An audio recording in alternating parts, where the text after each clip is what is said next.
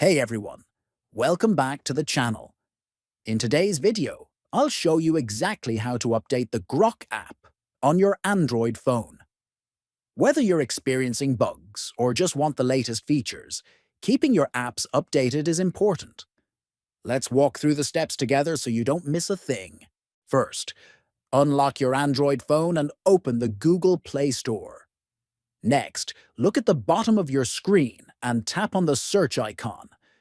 Then, in the search bar at the top of the screen, type the word Grok and press Enter or tap on the search. Now, from the list of search results, find the Grok app. If there is a new version available, you will see an Update button next to the app name. Finally, tap on the Update button. The download and installation will begin immediately. Once it finishes, the app will be updated to the latest version available on the Play Store, and that's it.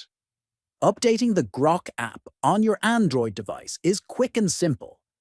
Make sure to check for updates regularly to enjoy the latest features and best performance. Thanks for watching.